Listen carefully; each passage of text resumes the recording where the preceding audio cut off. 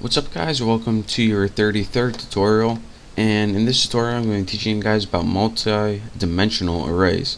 Now people make multi-dimensional arrays whenever they want to do something like make a table in Java or make something where you need coordinates.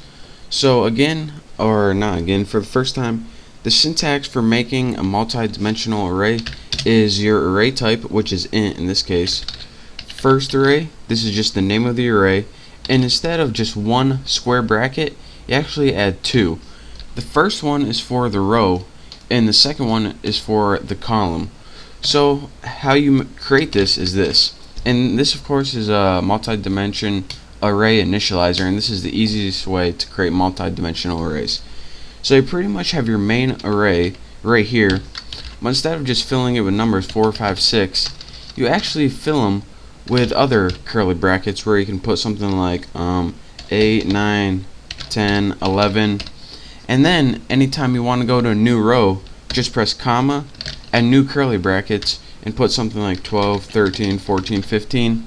So what this would mean right here is you have an array with your first row being 8, 9, 10, 11, and your second row being 12, 13, 14, 15.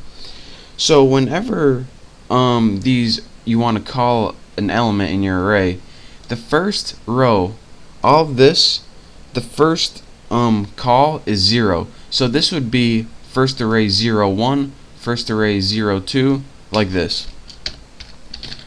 First array 0, 1, that's what I'm talking about when I say first array 0, 1, and this will point to this. And anytime you want to call something on your second row, it's first array 1, 0, first array 1, 1, first array 1, 2, 1, 3.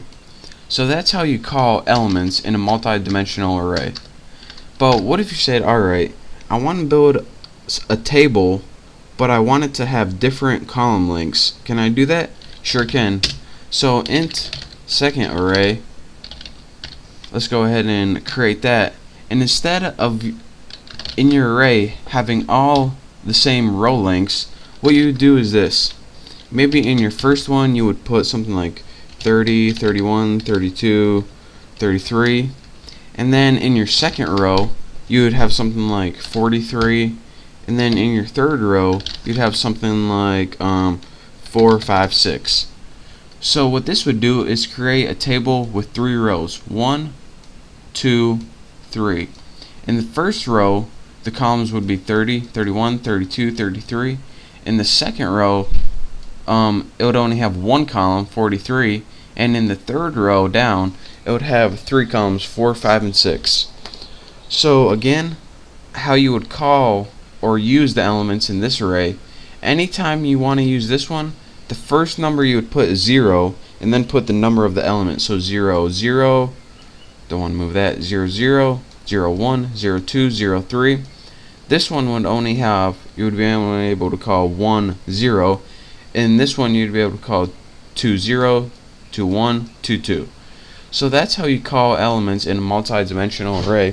And actually in the next tutorial I'm going to be building a program to output this so you can see visually what I mean and how you create a table with rows and columns. And once you see it, it's going to make complete sense to you and it's going to be really easy.